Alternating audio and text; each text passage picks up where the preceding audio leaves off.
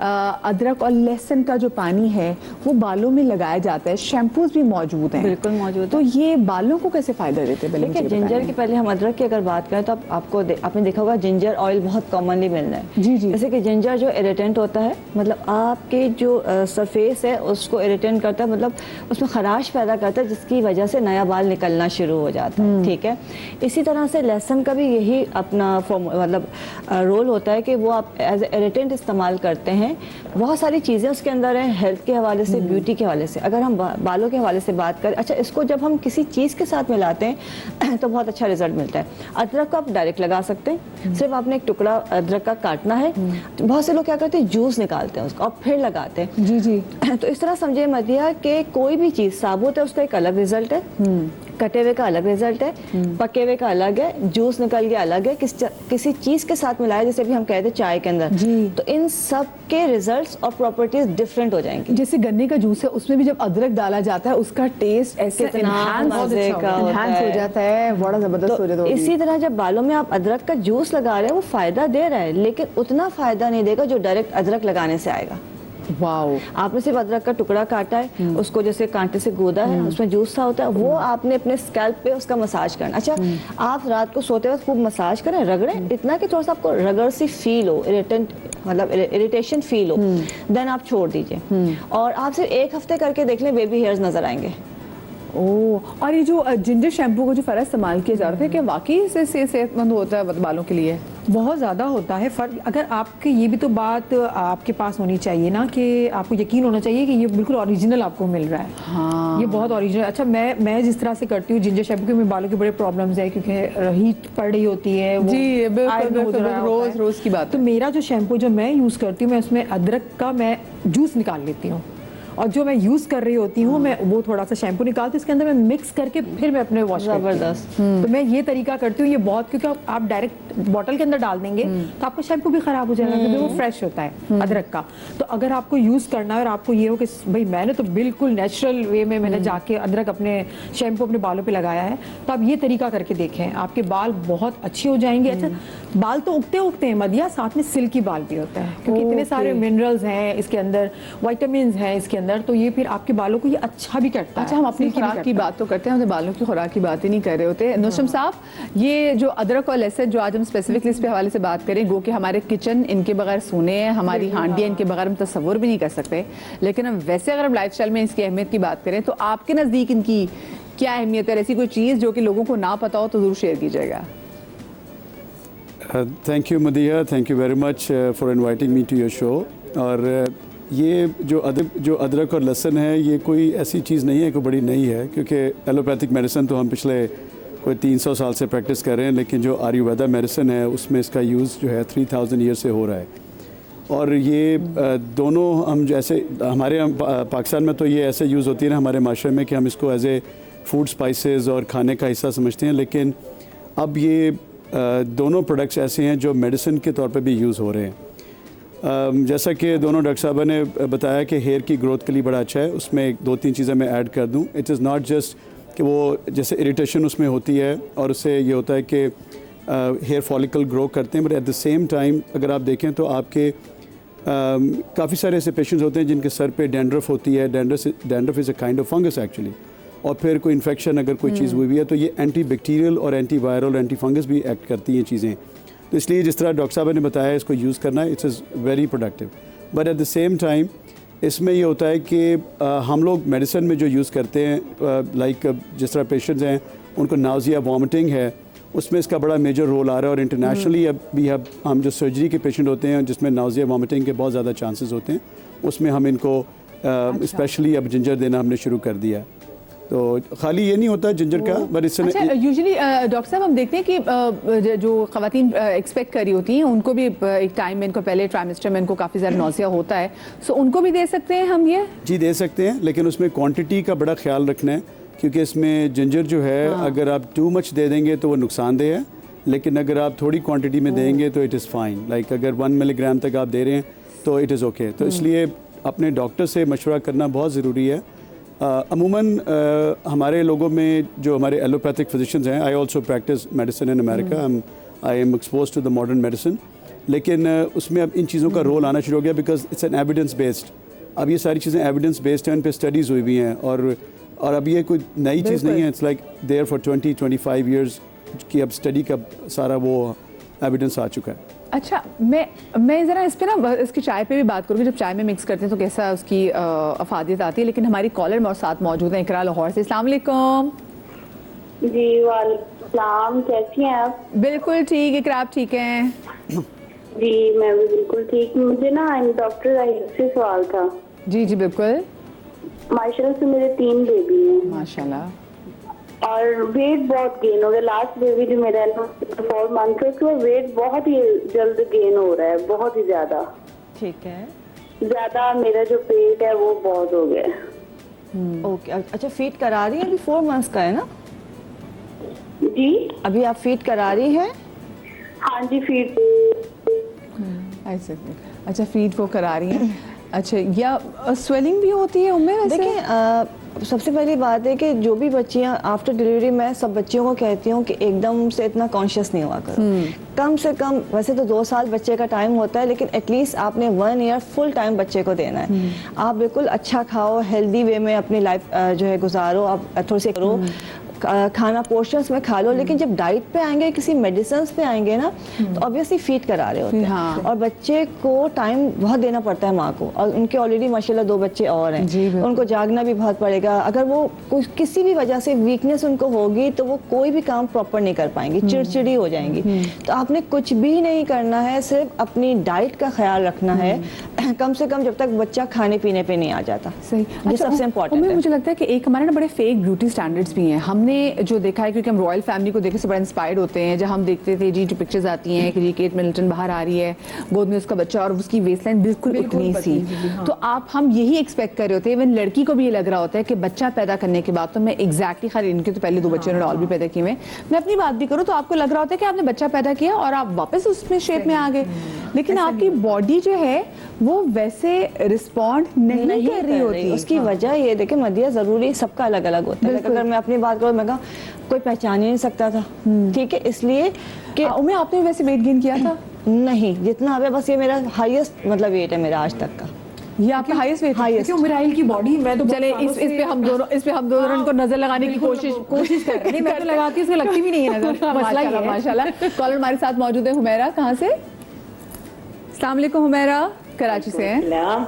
बिल्कुल ठीक। मदिया, कैसी हैं आप? ठीक हैं? मैं अल्हम्दुलिल्लाह ठीक ठाक, माशाल्लाह। टॉपिक बेहतरीन हैगा और ये हम लोग के मतलब का है। बिल्कुल। मुझे सवाल ये करना है कि ये बताइए कि जैसे हार्ट पेशेंट हूँ मैं, अब ये लहसुन जो होता है, एक देसी लहसुन होता है ना, एक दूसरा मोटा लहसुन होता है, तो कहते हैं कि वो खाने से शरियानें खुल जाती हैं, ऐसा भी कुछ होता है। तो लहसुन की ये फायदे जरूर बताइए, क्योंकि हम पेशेंट जितने भी होंगे ना, उनके लिए भी बेहतरीन इस टाइम ये आपका मैसेज हैगा। सही। चले हुमैरा, बल्कि इसका मैं जवाब जो है ना वो लेने की कोशिश करती हूँ नुसम साहब से, जो कि मेरे साथ लाहौर स्टूडियो से मौजूद हैं।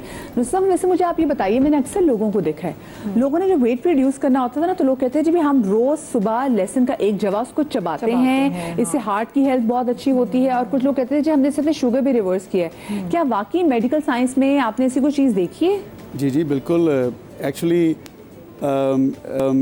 जो इनका क्वेश्चन है पेशेंट का, she is a cardiac patient, और लहसुन का कार्डियक रिस्क फैक्टर में लोअर करने का बहुत स्ट्रॉन्ग एविडेंस है। उसमें ये करता है इस तरह है कि एक तो लहसुन ब्लड प्रेशर लो करता है, क्योंकि लहसुन में एक हमारी बॉडी में एक चीज़ बनती है, उसको हम कहते हैं angiotensin 2। And angiotensin 2 is a strong vasoconstrictor, जिसमें वो हमारी आर्टरीज को क्लोज करता है, और दूसरा जो है वो ब्लड प्रेशर को रेज करता है। तो एंजियोटेंसिन 2 की सिंथेसिस को वो कम कर देता है। बिल्कुल ऐसे ही करता है जैसे हम एक दवाई है, वो बड़ी मशहूर यहाँ पे लिजोनोप्रिल और ये सब चीज़ें मिलती हैं, उसके बिल्कुल उसके मुताबिक वो काम करता है। दूसरा इसका सबसे इम्पोर्टेंट डॉक्टर, ये खाली ये साबुत लेना होता है, या बहुत से लोग जो है वो उसको अचार की सूरत में भी ले रहे होते हैं? ये भी बता दें ताकि लोग कहेंगे अच्छा जी मसाले लगा के लहसुन खा लिया तो वो भी हमारे हार्ट की हेल्थ के लिए अच्छा है। नहीं, मैं इस तरह रिकमेंड नहीं करता, इसलिए कि लहसुन को चबा के खाना ज़रूरी है। लहसुन में एक बड़ा इंपॉर्टेंट कंपोनेंट है, उसको हम कहते हैं एलिसिन। एलिसिन रिलीज़ होता है जब आप लहसुन को क्रश करते हैं, उसको छोटे छोटे पीसेस में काटते हैं।